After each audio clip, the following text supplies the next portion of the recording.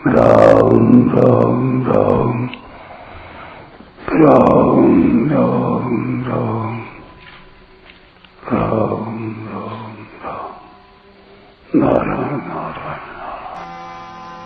कामना पूरी हो जाने पर हम उसी अवस्था में आ जाते हैं जिस अवस्था में हम कामना उत्पन्न होने से पहले थे। जैसे किसी के मन में कामना उत्पन्न हुई कि मेरे को 100 रुपए मिल जाएं। इसके पहले उसके मन में 100 रुपए पाने की कामना नहीं थी, अतः अनुभव से सिद्ध हुआ कि कामना उत्पन्न होने वाली है। जब तक 100 रुपयों की कामना उत्पन्न नहीं हुई थी तब तक निष्कामता की स्थिति थी। उद्योग करने पर यदि प्रारब्धवशात 100 रुपए मिल जाएं तो वही निष्कामता की स्थिति पुनः आ जाती है, परंतु सांसारिक सुखासक्ति के कारण वह स्थिति ठहरती नहीं और नई कामना उत्पन्न हो जाती है कि मेरे को 1000 रुपए मिल जाएं। इस प्रकार न तो कामना पूरी होती है और न पूरी तृप्ति ही होती है। कोरे परिश्रम के सिवा कुछ हाथ नहीं लगता। काम अर्थात सांसारिक पदार्थों की कामना का त्याग करना कठिन नहीं है। थोड़ा गहरा विचार करें कि वास्तव में कामना छूटती ही नहीं अथवा टिकती ही नहीं। पता लगेगा कि वास्तव में कामना टिकती ही नहीं, वह तो निरंतर मिटती ही जाती है, किंतु मनुष्य नई नई कामनाएं करके उसे बनाए रखता है। कामना उत्पन्न होती है और उत्पन्न होने वाली वस्तु का मिटना अवश्यंभावी है, इसलिए कामना स्वतः मिटती है। अगर मनुष्य नई कामना न करे तो पुरानी कामना कभी पूरी होकर और कभी न पूरी होकर स्वतः मिट जाती है। कामना की पूर्ति सभी के लिए और सदा के लिए नहीं है, परंतु कामना का त्याग सभी के लिए और सदा के लिए है, कारण कि कामना अनित्य और त्याग नित्य है। निष्काम होने में कठिनाई क्या है? हम निर्मम नहीं होते, यही कठिनाई है। यदि हम निर्मम हो जाएं तो निष्काम होने की शक्ति आ जाएगी और निष्काम होने से असंग होने की शक्ति आ जाएगी। जब निर्ममता, निष्कामता और असंगता आ जाती है तब निर्विकारता, शांति और स्वाधीनता स्वतः आ जाती है। एक मार्मिक बात पर ध्यान दें। हम कामनाओं का त्याग करना बड़ा कठिन मानते हैं, परंतु विचार करें कि यदि कामनाओं का त्याग करना कठिन है तो क्या कामनाओं की पूर्ति करना सुगम है? सब कामनाओं की पूर्ति संसार में आज तक किसी की नहीं हुई। हमारी तो बात ही क्या, भगवान के बाप दशरथ जी की भी कामना पूरी नहीं हुई। अतः कामनाओं की पूर्ति होना असंभव है, पर कामनाओं का त्याग करना असंभव नहीं है। यदि हम ऐसा मानते हैं कि कामनाओं का त्याग करना कठिन है तो कठिन बात भी असंभव बात की अपेक्षा, यानी कामनाओं की पूर्ति की अपेक्षा सुगम ही पड़ती है, क्योंकि कामनाओं का त्याग तो हो सकता है पर कामनाओं की पूर्ति हो ही नहीं सकती। इसलिए कामनाओं की पूर्ति की अपेक्षा कामनाओं का त्याग करना सुगम ही है। गलती यही होती है कि जो कार्य कर नहीं सकते उसके लिए उद्योग करते हैं और जो कार्य कर सकते हैं उसे करते ही नहीं। इसलिए साधक को कामनाओं का त्याग करना चाहिए जो कि वह कर सकता है। कामनाओं के 4 भेद हैं। शरीर निर्वाह मात्र की आवश्यक कामनाओं को पूरा कर दे। इस पर एक टिप्पणी।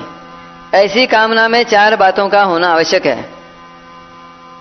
पहली बात, जो कामना वर्तमान में उत्पन्न हुई हो, जैसे भूख लगने पर भोजन की कामना, और दूसरी जिसकी पूर्ति की साधन सामग्री वर्तमान में उपलब्ध हो, तीसरी जिसकी पूर्ति किए बिना जीवित रहना संभव न हो, और चौथी जिसकी पूर्ति से अपना तथा दूसरों का किसी का भी अहित न होता हो।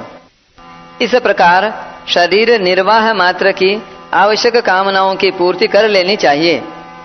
आवश्यक कामनाओं को पूरा करने से अनावश्यक कामनाओं के त्याग का बल आ जाता है, परंतु आवश्यक कामनाओं की पूर्ति का सुख नहीं लेना है, क्योंकि पूर्ति का सुख लेने से नई नई कामनाएं उत्पन्न होती रहेंगी जिसका कभी अंत नहीं आएगा। दूसरा, जो कामना व्यक्तिगत एवं न्याय युक्त हो और जिसको पूरा करना हमारी सामर्थ्य से बाहर हो, उसको भगवान के अर्पण करके मिटा दे। इस पर एक टिप्पणी। उदाहरणार्थ, संसार में अन्याय अत्याचार न हो, ऐसी तीव्र व्यक्तिगत कामना न्याय युक्त और अपनी सामर्थ्य से बाहर है। अतः ऐसी कामना को भगवान के अर्पण करके निश्चिंत हो जाए। ऐसी भगवद अर्पित कामना भविष्य में भगवान चाहें तो पूरी हो जाती है। तीसरा, दूसरों की वह कामना पूरी कर दे जो न्याय युक्त और हितकारी हो तथा जिसको पूरी करने की सामर्थ्य हमारे में हो। इस प्रकार दूसरों की कामना पूरी करने पर हमारे में कामना त्याग की सामर्थ्य आती है। चौथा, उपर्युक्त तीनों प्रकार की कामनाओं के अतिरिक्त दूसरी सब कामनाओं को विचार के द्वारा मिटा दे। महाशनो महापापमा। कोई वैरी ऐसा होता है जो भेंट पूजा अथवा अनुनय विनय से शांत हो जाता है, पर यह काम ऐसा वैरी है जो किसी से भी शांत नहीं होता। इस काम की कभी तृप्ति नहीं होती। बुझे न काम अग्नि तुलसी कहूं, विषय भोग बहु घीते।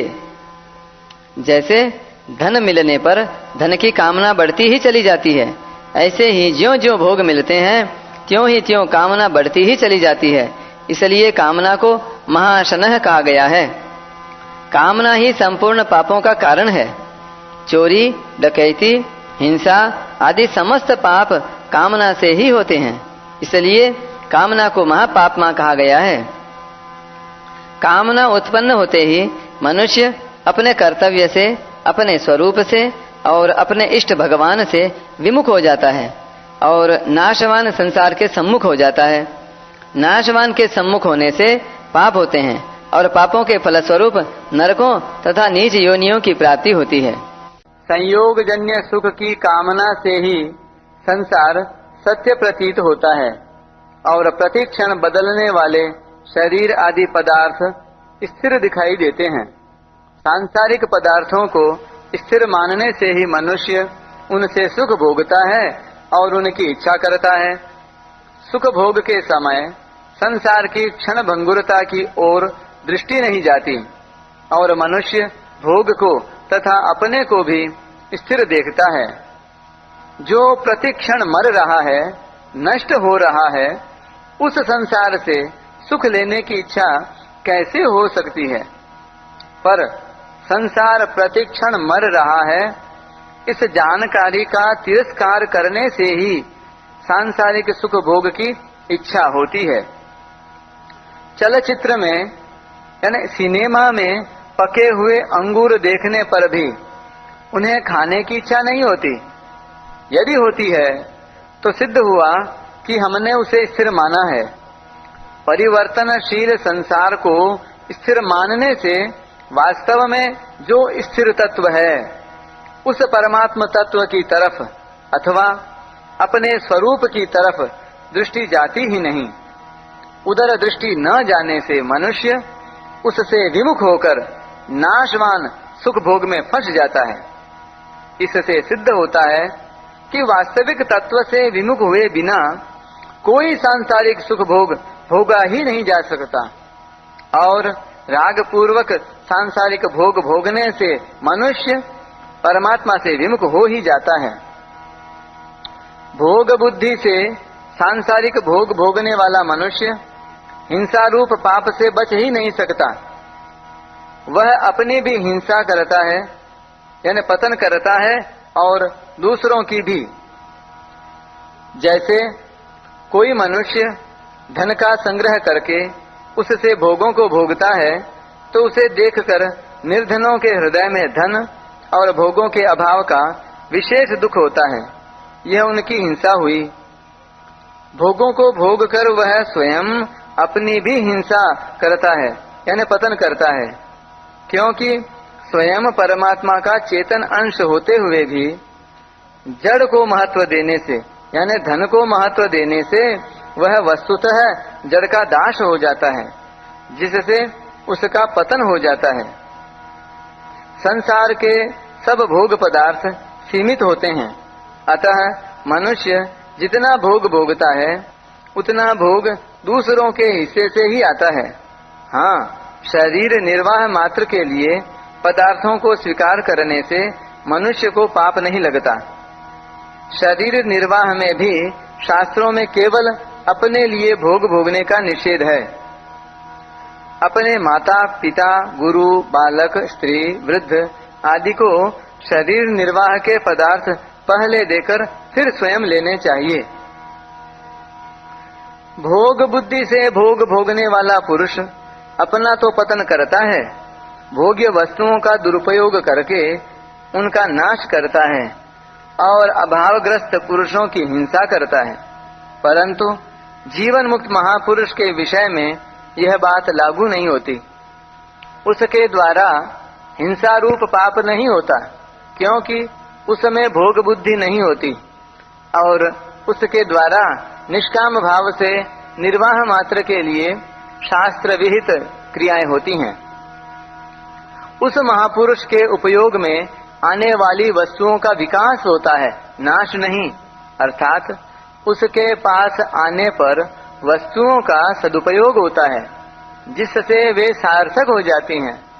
जब तक संसार में उस महापुरुष का कहलाने वाला शरीर रहता है, तब तक उसके द्वारा स्वतः स्वाभाविक प्राणियों का उपकार होता रहता है।